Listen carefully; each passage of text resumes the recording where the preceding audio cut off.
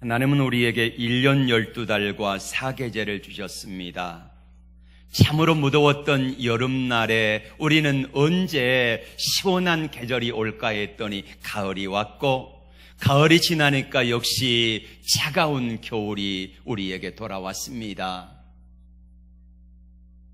이건 우리 인생에도 마찬가지로 봄, 여름, 가을, 겨울이 있는 것처럼 태어나서 성장하고 결혼해 살다가 늙어서 언젠가 하나님 앞에 다 서게 되겠지요. 사계절이 올 때 동물들은 지혜롭게 그 계절을 준비를 참 잘합니다. 하다못해 다람쥐도 여러분 월동하는 거 아세요? 오늘 아침에 올 때 우리 아동부 아이들 태우고 오다가 제가 주혁이한테 물었습니다. 야, 주혁아, 은혁아, 월동 준비를 하는데 혹시 겨울잠 자는 동물 아니? 그랬더니 뭐라고 하냐면 곰이요. 또 뭐가 있을까? 개구리요. 또 뭐가 있을까? 그랬더니 다람쥐도 겨울잠을 잔대요. 틀린 것 같은데 아니에요. 우리 선생님이 그렇게 말씀하셨어요. 그런 거 보니까 다람쥐도 겨울잠을 자는 거 맞는 것 같습니다.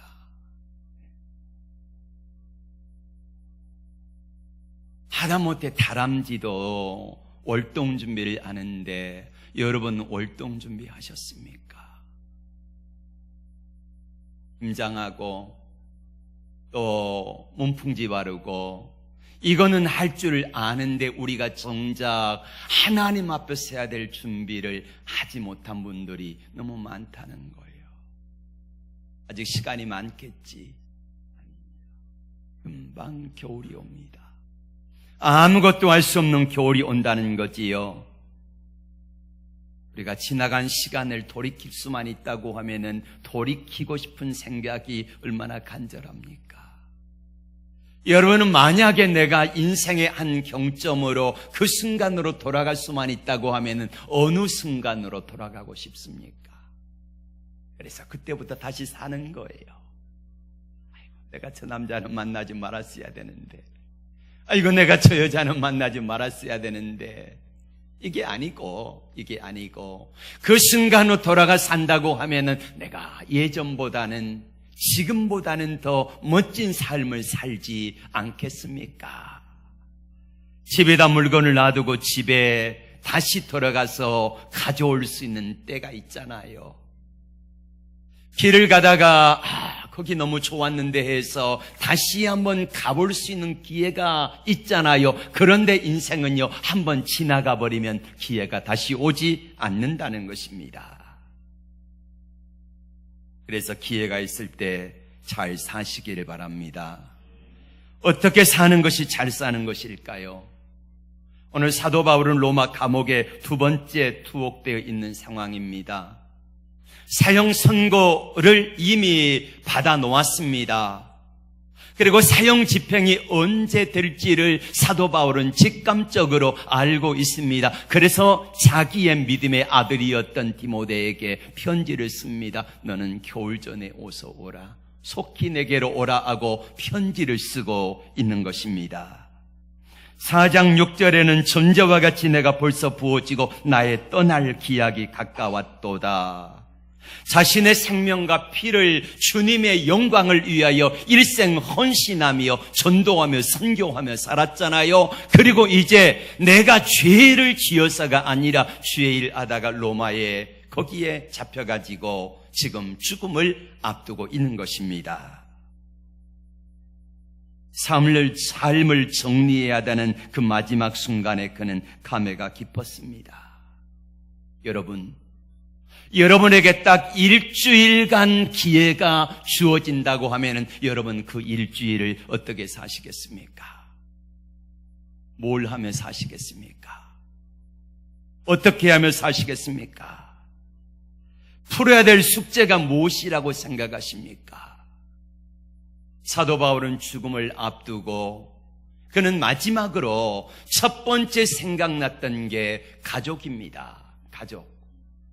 바울은 결혼 하지 않았습니다.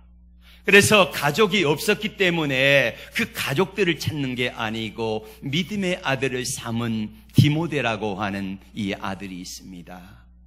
그가 보고 싶어요.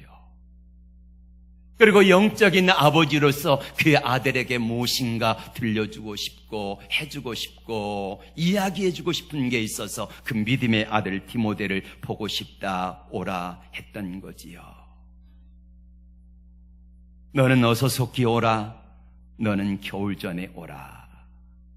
사랑하는 여러분, 이것이 사실이라고 하면은 인생의 겨울이 오기 전에 우리도 무엇인가를 준비해야 되지 않겠습니까? 뭘 준비해야 될까요? 저는 첫 번째 가장 중요한 것이 주님 만날 준비를 하라는 것입니다. 기원전 3세기 천하를 통일했던 진시 황제를 아시지요?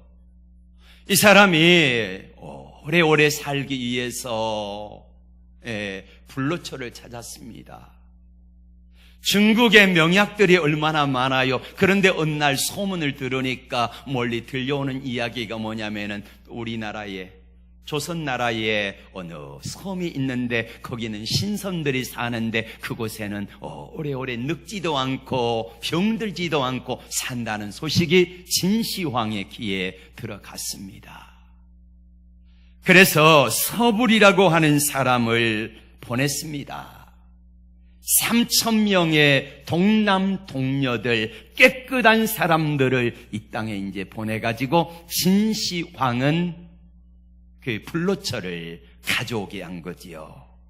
이 사람들이 도착한 곳이 어디냐면은 거제도 해금강입니다. 그래서 서불이라고 하는 사람이 거기에 와가지고 불로초는 못 구하고 너무 경치가 아름다워가지고 거기 놀다 갔다 그래요. 그래서 서각의 유숙지가 이렇게 남아 있습니다.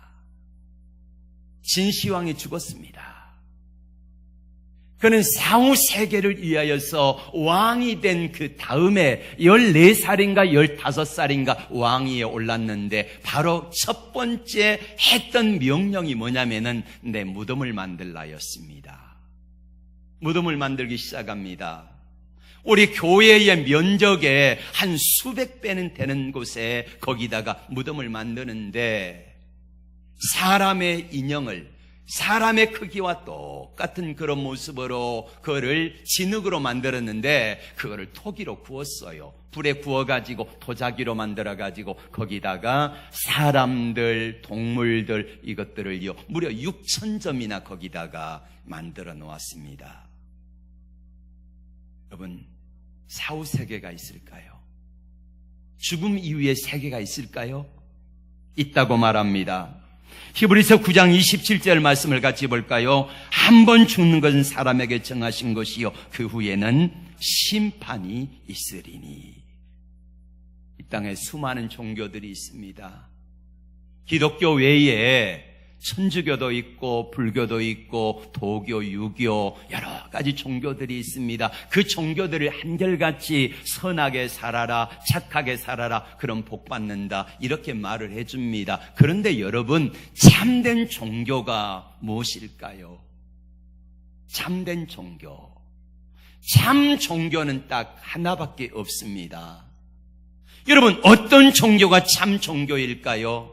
그것은 첫 번째는 죄 문제를 해결해 줄 수 있어야 되고요. 두 번째로는 우리의 죽음의 문제를 해결해 줄 수 있어야 합니다. 그게 참 종교예요.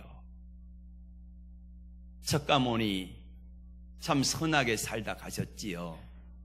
성현으로 부족함이 없는 분입니다. 존경하는 분이에요. 근데 이분이 뭐라고 한 줄 아십니까? 죄 문제를 어떻게 했어요? 네 업보야, 내가 마땅히 당해야 돼. 이렇게 말을 했습니다. 그런데 여러분, 예수님께서는 이 땅에 오셔가지고 우리의 죄 문제를 어떻게 하셨습니까? 그분이 지시고 대신 죽어버리신 거예요. 내가 져야 될 죄짐, 내가 져야 될 죽음을 예수님이 대신 지시고 죽으신 줄로 믿습니다. 할렐루야. 이분이 예수님이세요. 예수님은 이 땅에 오셔서 로마서 6장 23절 이렇게 말씀하셨습니다. 같이 볼까요? 시작. 죄의 삭은 사망이요 하나님의 은사는 그리스도 예수 주 안에 있는 영생이니라. 아멘.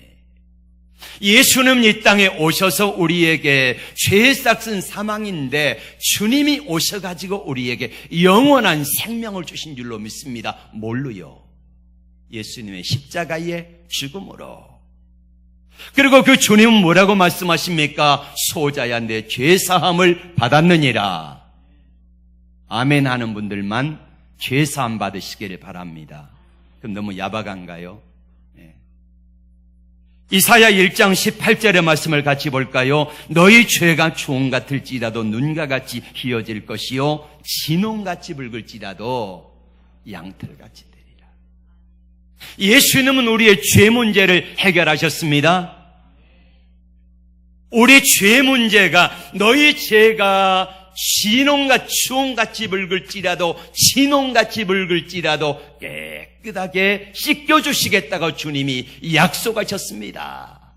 말로만 하신 것이 아니라 그 주님이 내 죄를 다 담당하시고 대신 죽어버리셨다니까요. 이게 주님의 사랑입니다. 나의 죄를 씻기는 예수의 피밖에 없네. 나를 정퇴하기도 예수의 피밖에 없네. 나의 죄속하기는 예수의 피밖에 없네. 그래 우리는 이렇게 찬양하잖아요. 예수의 흘린 피 날 희게 하오니 귀하고 귀하다. 예수의 피밖에 없네.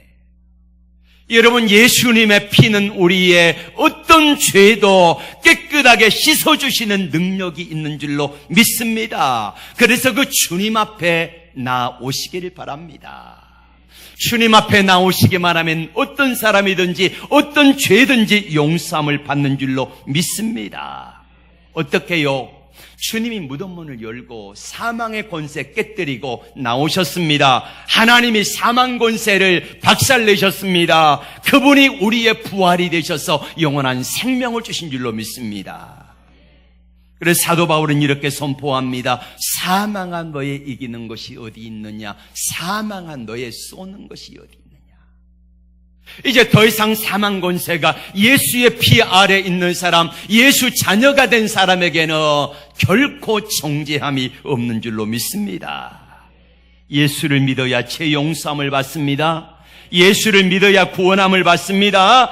예수를 믿어야 하나님의 자녀가 되고 예수를 믿어야 영원한 천국에 들어갑니다. 바울은 영적인 율동 준비를 위해서 아들 디모데에게 이렇게 부탁합니다. 4장 13절을 볼까요? 내가 올 때 들어와 가보의 집에 준 겉옷을 가지고 오고 또 책은 특별히 가죽 종이에 쓴 것을 가져오라. 로마의 기온은 가장 추울 때가 영상 2도쯤 되어집니다. 지금 날씨가 영상 2도쯤 되어져요. 추울 때. 그런데 더운 나라기 때문에 추위가 오면은요, 잘 견디지를 못하거든요. 뼛속까지. 거기다가 바울이 늙고 병들었잖아요. 추위가 밀려옵니다.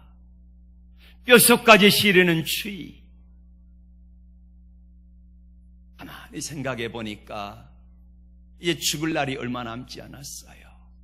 이런 생각 저런 생각하다 보니까 춥고 아무도 곁에 없을 때 외롭고 슬프고 쓸쓸하잖아요. 그때 생각난 게 들어와 가보의 집에 둔 맡겨준 털옷이 생각납니다.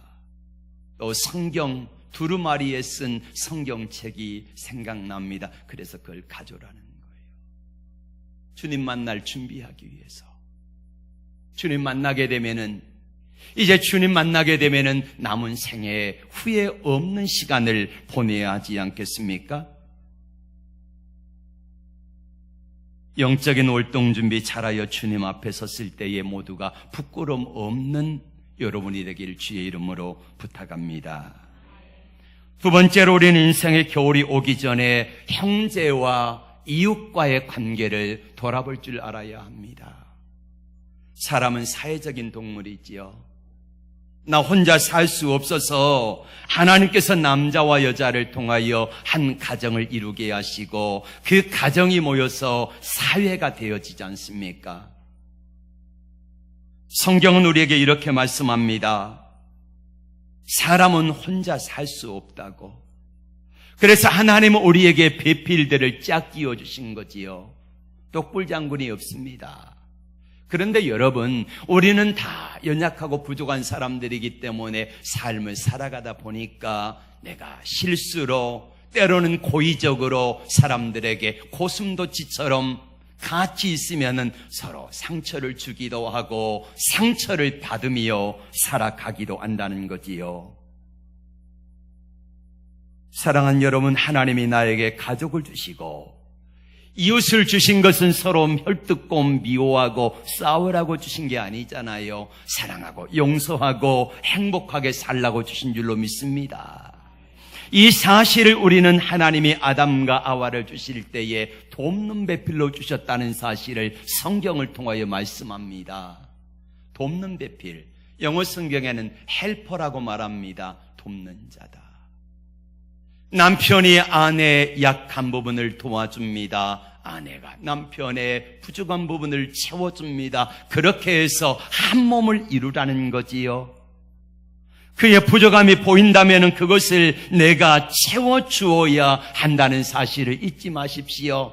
자꾸 핀찬하고 왜 그러냐고 징책하고 잘못했다고 하지 말고 채워주시기를 바랍니다. 도와주시기를 바랍니다. 네, 옆에 그 사람 있을 때 잘하십시오. 그래도 그가 내 옆에 있을 때 열심히 사랑하시기를 바랍니다. 나에게 싸울 대상이 있고 소리칠 대상이 있다는 것은 행복의 교훈 사치일지도 모릅니다. 어느 여집사님이 여집사님이 이제 같이 이야기하다가 그 여집사님에게 이렇게 불평을 했습니다.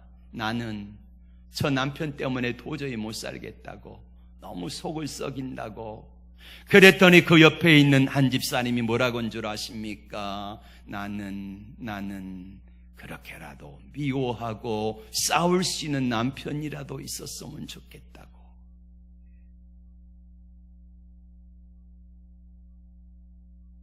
우리를 사랑할 수 있는 시간, 서로를 사랑할 수 있는 시간 그렇게 많지 않습니다. 인생이요 금방 갑니다. 금방 가요.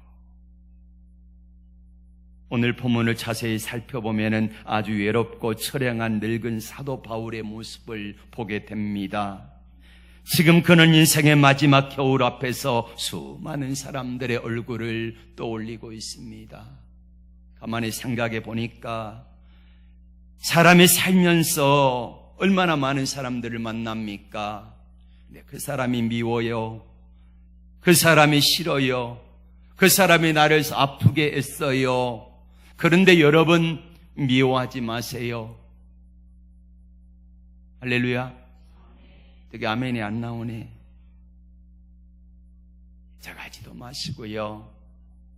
사랑하고 용서하며 삽시다. 그 사람들의 부족함을 채워주며 삽시다.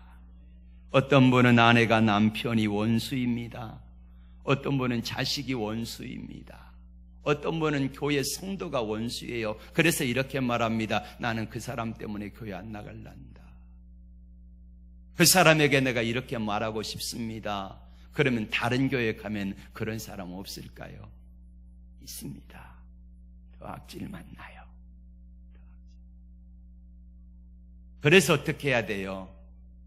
지금 있는 자리에서 최선을 다하며 믿음으로 감사하며 삽시다. 어떤 교회에서 목사님이 물었습니다. 여러분 가운데 세상에 원수 같은 사람 없는 사람 한번 손들어 보세요. 그랬더니요, 아무도 손을 안 드는데 나이 지긋한 할아버지 한 분이 손을 번쩍 드는 거예요. 아니 할아버지는 어떻게 인생을 그렇게 멋지게 사셨기에 원수 같은 사람, 미워하는 사람이 한 사람도 없습니까? 그랬더니 할아버지 하는 말이 옛날엔 있었는데 다 죽어버렸어요.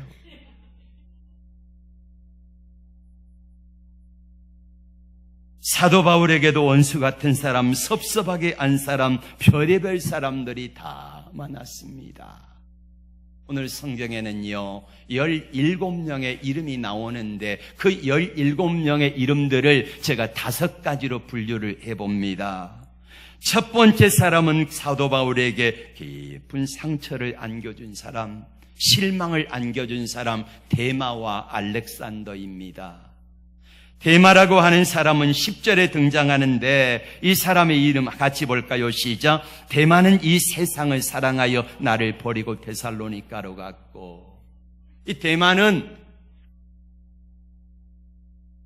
에베소, 필립보, 골로새, 빌레몬서를 옥중서신이라고 하는데 옥중서신에 보면은요 다 데마의 이름이 등장해요. 그렇다고 하면은 데마가 로마 감옥에 있는 사도 바울과 함께 가까이서 같이 동역했음을 알 수 있습니다. 그런데 이 사람이 데마가 왜 떠났는가? 세상을 사랑하여. 세상을 사랑하여. 가시오. 세상으로 가시오. 흘리는 전설에 의하면은 이 데마는 데살로니가로 가가지고 중이 됐다고 그래요. 또 두 번째 사람이 누구냐면은요 14절의 말씀 같이 볼까요? 구리장색 알렉산더가 내게 해를 많이 보였음에 주께서 그 행한 대로 저에게 갚으시리니. 바울에게 은혜를 받고 역시 함께했던 사람입니다. 그런데요 사도 바울을 욕하고 비방하고 결국에는 떠나버렸어요. 사도 바울이 마음이 얼마나 아팠겠어요. 함께 동역했던 데마는 가가지고 중이 돼버리고, 알렉산더라고 하는 사람은 함께 동역하다가 바울을 비방하고 욕하고 떠나버렸고, 그런데 여러분 이 사람들을 향해서 사도 바울이 야 이놈들아 너 왜 그랬어 이렇게 미워하는 것이 아니라 사도 바울의 마음이 너무 아픈 거예요. 가슴이 미어지는 거예요. 그래서 그들을 안고 그들을 붙들고 하나님 앞에 기도합니다. 하나님 불쌍히 여겨달라고 간절히 기도하고 있습니다. 오늘 본문 16절은 이렇게 말씀하지요. 저들에게 죄를 돌리지 말아달라고. 이게 사도 바울의 마음입니다. 여러분 한 해 동안 가만히 뒤돌아보면은, 아니 내 인생을 가만히 뒤돌아보면은 이런 사람들 한두 명쯤은 다 있잖아요. 있을 수 있습니다. 그 사람들을 향하여서 눈물을 흘리며 여러분 기도해 보셨습니까? 용서하며 사랑하며 삽시다. 덮어주며 삽시다. 그래야지 우리가 하나님 앞에 섰을 때에 주님 앞에 칭찬받을 것입니다. 두 번째로는요, 동역자들입니다. 그레스게는 갈라디아의 사역가로 보냈고, 디도 믿음의 아들 디도는 달마디아로 보냈고, 두기고는 에베소의 복음을 전하러 보냈고, 바울은 그들에게 내가 감옥에 갇혀 있지만은 당신들이라도 가가지고 열심히 사역하라고 다 파송한 사람들이에요.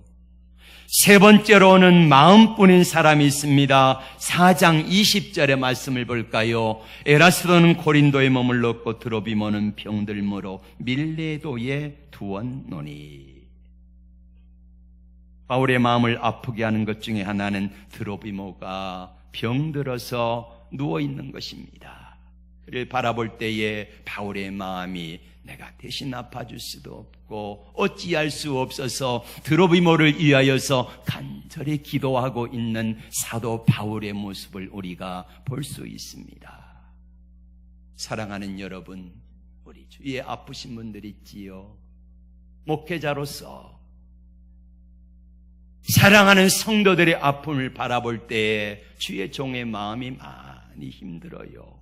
많이 아파요. 그래서 눈물로 시간 있을 때마다 하나님께 간구하는 것입니다.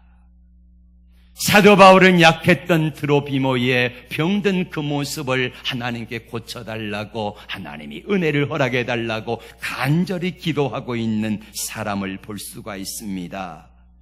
네 번째로는 끝까지 협력했던 사람이 나오는데 4장 11절 같이 봅니다. 누가만 나와 함께 있느니라. 바울과 함께 끝까지 감옥에 남아가지고 시종을 들었던 사람.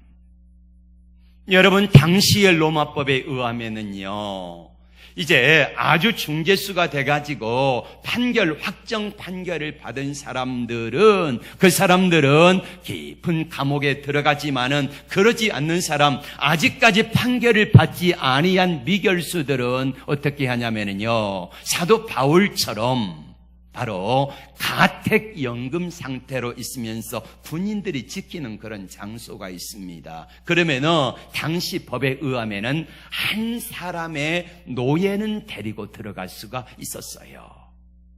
사도 바울도 가택연금 상태이기 때문에 한 사람의 종을 대동하고 갔는데 의사 누가가 자원한 거예요. 내가 종이 되겠습니다.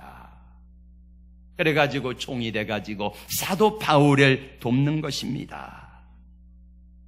건강을 보살피고 편지를 대필하고 잡다한 일을 대신해 주었습니다. 늙고 병든 사도 바울을 도와주었다는 거지요. 그 결과 하나님께서 사도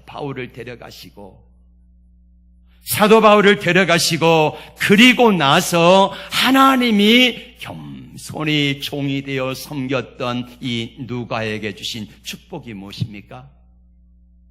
누가복음을 기록하게 됩니다.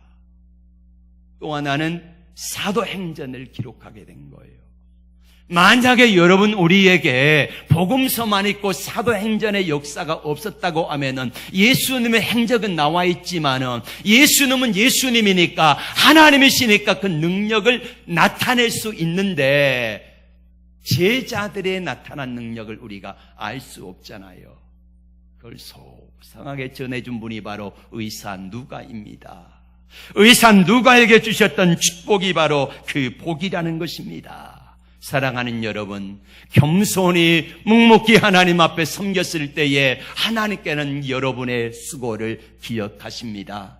여러분을 아십니다. 여러분의 아픔도 아십니다. 여러분의 괴로움도 아십니다. 여러분의 기도의 제목도 아십니다. 그리고 하나님께서 반드시 수고한 대로 갚아주실 줄로 믿습니다.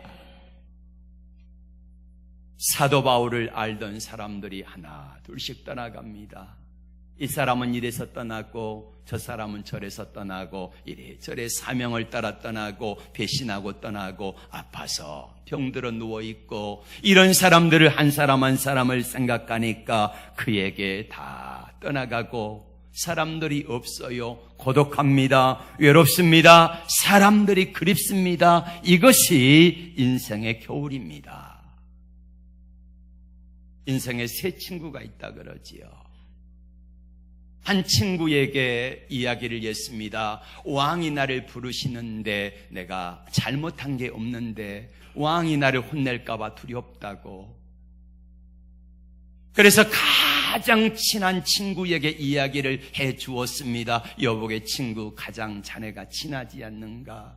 왕이 나를 부르신데 내가 너무너무 겁이 나서 못 가겠다고 나와 함께 가주겠나? 거절했습니다. 두 번째 친구에게 이야기를 했습니다. 나와 함께 가주게. 아니야, 내가 왕궁 문 앞에까지는 따라가게 주는데 왕 앞에는 내가 같이 못 가겠다고. 세 번째 친구에게 이야기를 했더니 이 친구는요, 그렇게 많이 친한 친구는 아닙니다. 근데 그 친구가 대뜸 하는 말이, 나는 자네를 믿어. 그러니 내가 왕 앞에 가가지고 자네의 무고함을 증명해 주겠네 했습니다. 첫 번째가 친구가 물질입니다. 물질은요, 우리가 어려움을 당할 때에, 우리가 하나님 앞에 설 때에 아무것도 가지고 갈 수가 없어요. 두 번째 친구는 뭡니까? 가족들입니다. 죽음의 문턱 앞에는 올 수 있는데 거기까지는, 장래까지는 슬퍼하고 안타까워해 주는데 죽음 이후의 문제를 해결할 수가 없다는 거예요. 세 번째 친구, 우리가 이 세상에 행한 일입니다. 믿음입니다. 이것 가지고 하나님 앞에 가는 거예요. 하나님 앞에 갔을 때에 하나님께 이 땅에서 행했던 일들, 하나님 앞에 섰던 믿음의 행적들, 이것 가지고 하나님 심판대 앞에 서서 상급과 책망을 받을 줄로 믿습니다. 지중해는 겨울이 되면 바람이 너무너무 심하게 불어요. 그래서 더 이상 배가 항해할 수가 없습니다. 어서 석기 오라, 겨울 전에 오라고 간절히 부탁했던 편지를 받고도 얼마가 지체됐는지 몰라요. 지체하다가 디모데도 그냥 노는 사람이 아니기 때문에 열심히 사역에 분주하고 일하다 보니까 그 시기를 그만 놓쳐버리고 말았어요. 급하게 배를 타려고 달려갔더니 지중해에 바람이 심하게 불어가지고 배가 이제 왕래가 다 끊긴 상태입니다. 그리고 그 다음에 봄에 급하게 달려갔더니 스승이요 믿음의 아버지였던 사도 바울은 이미 죽어 있습니다.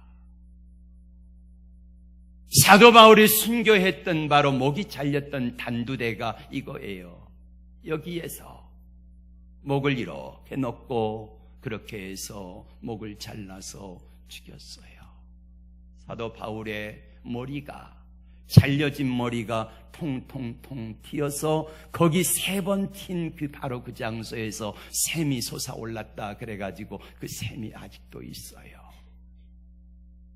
사도 바울은 이 디모데는 믿음의 아버지였던 사도 바울의 무덤을 껴안고 얼마나 통곡했을까요?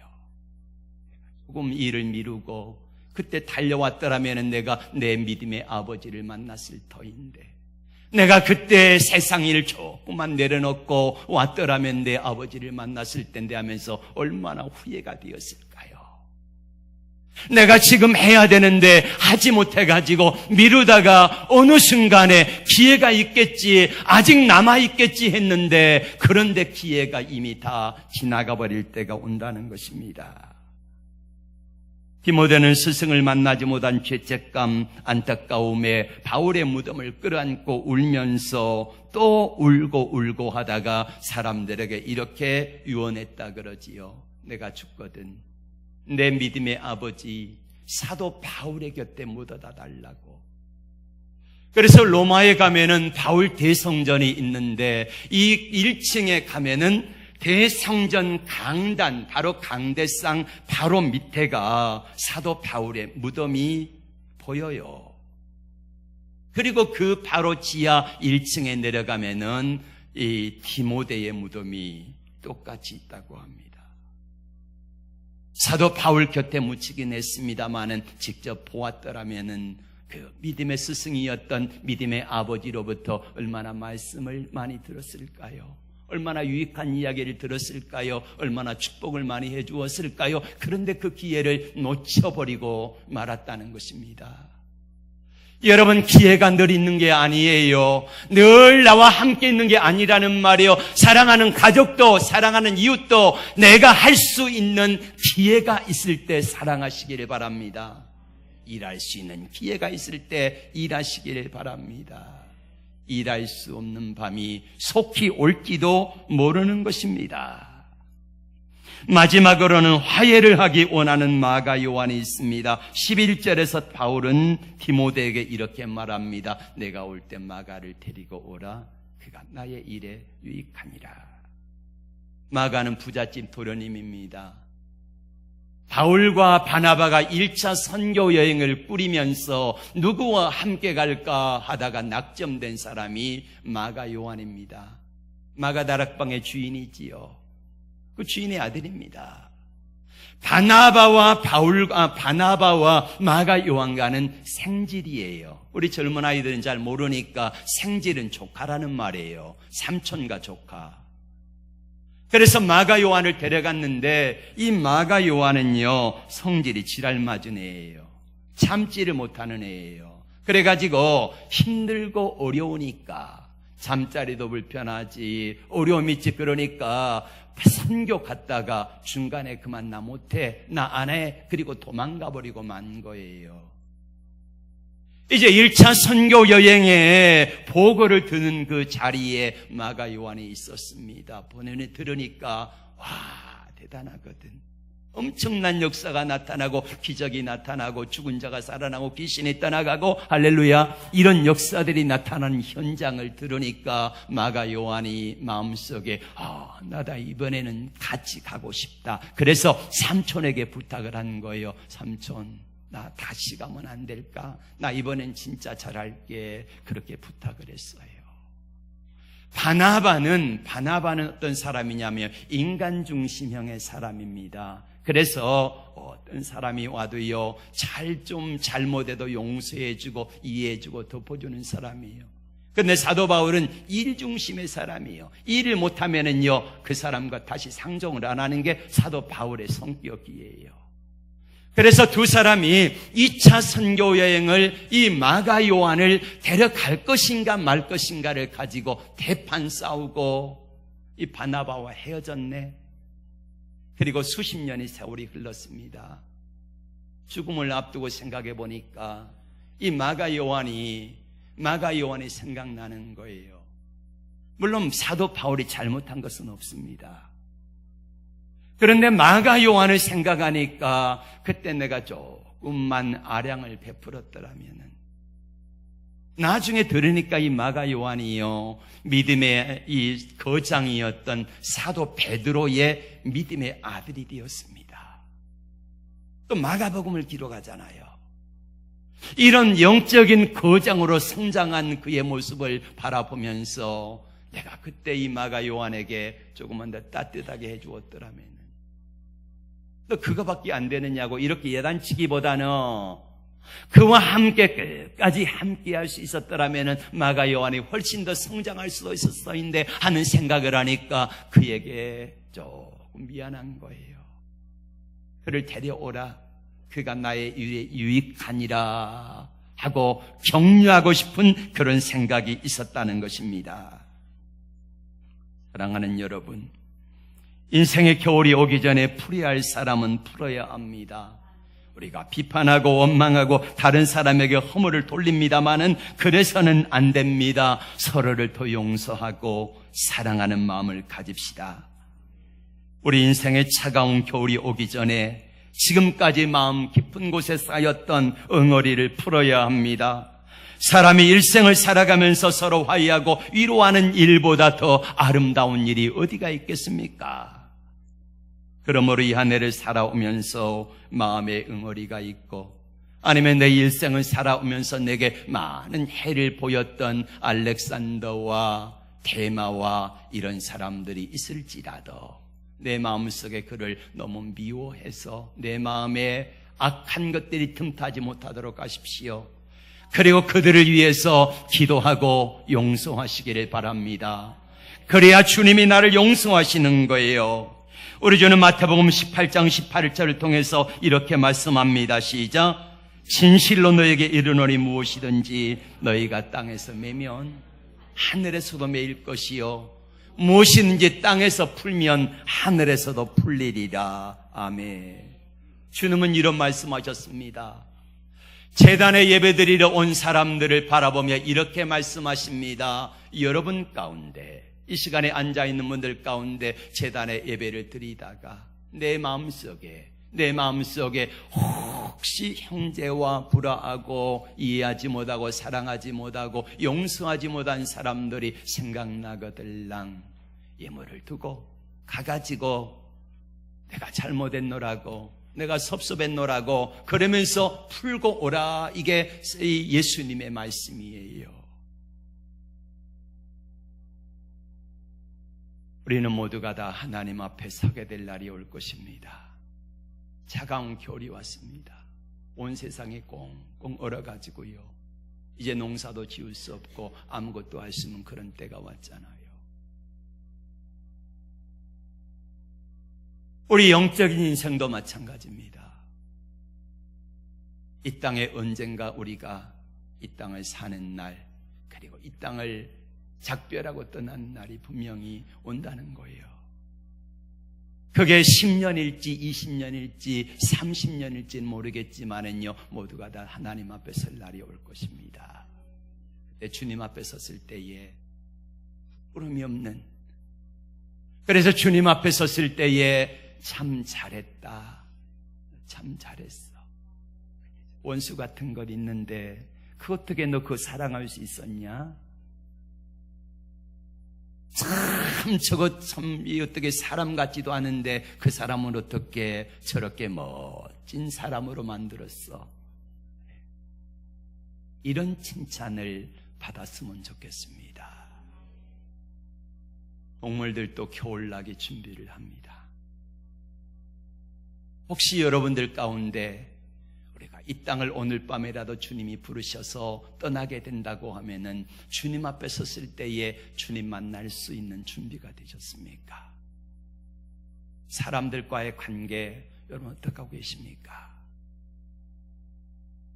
하나님이 주신 소중한 사람들, 멀리 있는 사람이 소중한 게 아니고요, 가장 지금 나와 가까이 있는 사람들, 가족들, 우리의 이웃들, 그리고 바로 성도 여러분들입니다.